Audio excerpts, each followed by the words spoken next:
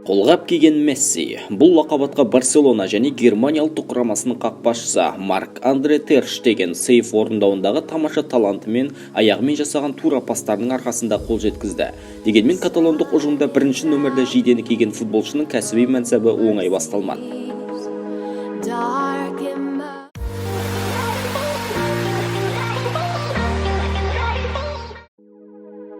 Барселонаның болашақ қақпашысы 1992 жылдың 30 сәуірінде Германияның Мюнхен-Гладбах қаласында дүниеге келді. Тегі елінде кең таралған деп айтпасақ та, ұлты нағыз немістің өзі. Әйткенмен әулетінің түп тамыры голландиялық. Бала кезінде өзінің үлкен ағасы Жан Марсельмен бірге тайқұлындай тебісіп өсті. Марк-Андре 2 жасқа толғанда олар қосақталып көлікжай арасында доп қуалайтын. Үшке келгенде тіпті допты ұршықша иіретін бобалады. Немересінің ерте пайда болған осындай қабілетіне таң қалған атасы оның ата-анасына балақайды футбол бөлімшесіне беруге кеңес береді. Осылайша үйдегі үлкендер ауа райының қаншалықты қолайсыз болғандығына, жұмысбастылықтарына қарамастан Тер Штегенді жаттығуға апарып тұратын. Ата-анасы ұлдарына кейімей, керісінше ойын барысында және жаттығу жұмыстары кезінде де әрдайым демеп қолдап отырды. Бұл өз кезегінде балақайдың жетістікке жетуіне сеп болды.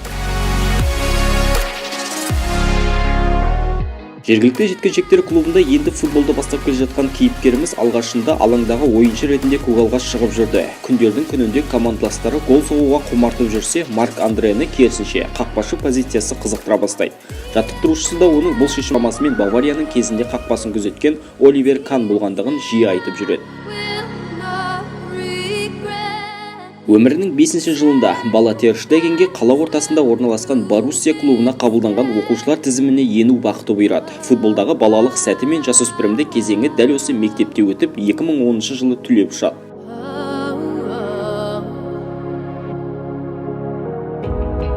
Боруссия мектебін бітіре салысымен, ол клубтың екінші құрамына ілігіп, негізгі қақпашы орнын иеленеді. Сол жылдары бірінші құрамдағы қос голкипер Логан Баи мен Кристофер Хаймерот өз айбалаңдарында өте өрескел қателіктерді жиі жасап, 2010-2011 жылдары клуб Бундеслигадан ұшып кету қаупінде тұрды. Осыдан соң жаңадан қайта тағайындалған бапкер жас Марк-Андреге мүмкіндік сыйлайды. Негізгі құрамдағы алғашқы ойынында қақпашымыз бір ғана гол өткізіп, ал командасы 5-1 есебімен жеңіске жетті.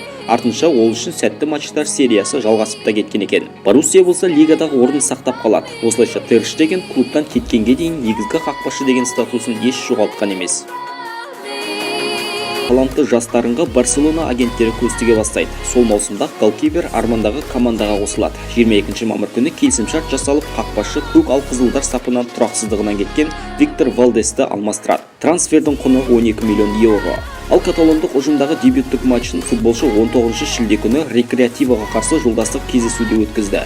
Мұнда Тер Штеген қақпаны 46 минуттан бастап күзетті. Жаңа клубтағы мәнсәбі сәтті басталды деп айтуға келмейді. Маусым басталмастан бұрын Марк-Андре жаттығулардың бірінде арқасына жарақат алып қалған еді. Сондықтан жас қақпашы алғашқы матчтарды өткізіп алуға мәжбүр болды. Тиісінше оның орнын Клаудио Браво басады. Ал жасыл алаңға қайта оралған неміс біршама қателіктер жасап, Барса қақпасына болмайтын голдарды енгізіп алады. Жанкүйерлер де наразы. Бапкердің шешімімен Браво негізгі қақпашы рөлінде, ал Тер Штеген тек кубок матчтарында ғана ойынға қатысатын болып шешіледі. Кейінірек Марк-Андре Испанияға жайлап үйренісіп, жіберген қателіктерден сабақ алған күйі келесі матчтарында ұятқа қалмауға тырысады. Тәжірибе осылайша жинала берді. 2016 жылдың тамызында немістің басты бәсекелесі Браво Манчестер Ситиге ауысады. Тер Штеген үшін бұл тамаша жаңалық және каталондықтардың сөзсіз негізгі қақпашысына айналады. Сол жылы клуб онымен келісімшарт мерзімін ұзартып, онымен қоса ойыншы үшін тиімді, тіпті жалақысы ұлғайтылған шартнамаға қол қояды.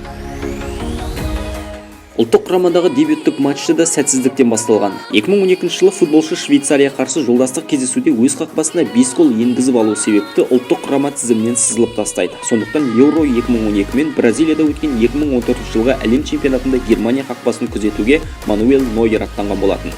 Ал Тер Штегеннің құрамадағы жетістігі 2017 жылғы конфедерация кубогінде орын алды.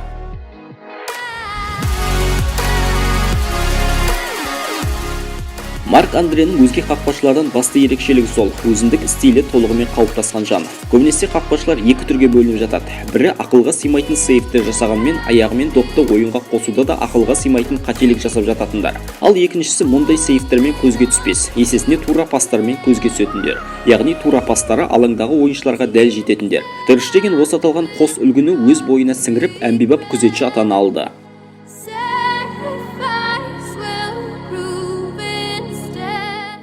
Үлкен табысқа қол жеткізген әр еркектің артында нәзік жандының еңбегі тұрады емес пе? Марк Андре Тер Штегеннің де жағдайы сол. Кейіпкеріміз 5 жылға жуық даниялық бикеш Даниэля Йелламен көңіл қосады. Бұл жұп жас неміс Боруссияда доп теуіп жүрген уақытта танысқан екен. Бұл ару өз сүйгені үшін Испанияға табан тіреп, мұнда архитектор мамандығында оқуды бастайды. 2017 жылы тығыз ойын күнтізбесі арасында берілген азғантай үзіліс уақытында қос ғашық ресми түрде некеге отырып, отбасы атанған болатын. Кейбір фанаттық рейтингтерге үңілсек, Тер Штегеннің әйелі футболшылар сүйіктілерінің ішінде бірнеше мәрте ең тартымдысы атанғанда екен. Бірақ голкипердің өзі жеке өміріне араласпауын өтінген. Футболдан бөлек Тер Штегеннің басты қызығушылығы бұл мейлі қай көлік болмасын, оны жүргізу немесе айдауы. Тіпті ол көліктердің барлығына отыру құқығын иеленіп алған көрінеді. Мотоциклден бастап гироскутерге дейін. Бұл оны хоббиі.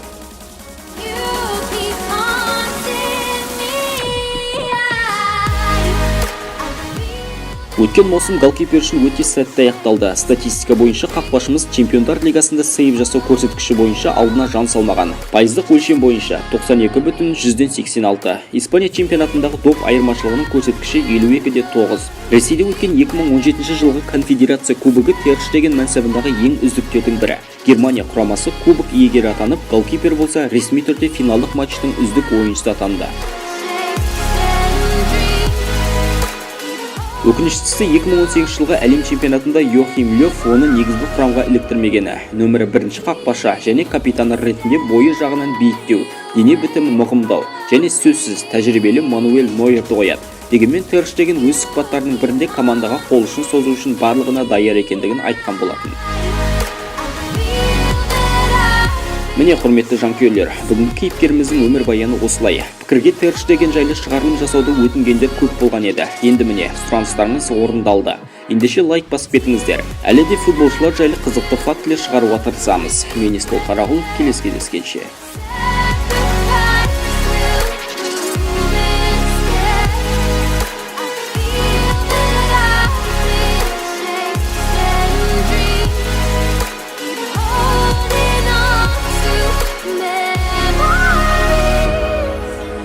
See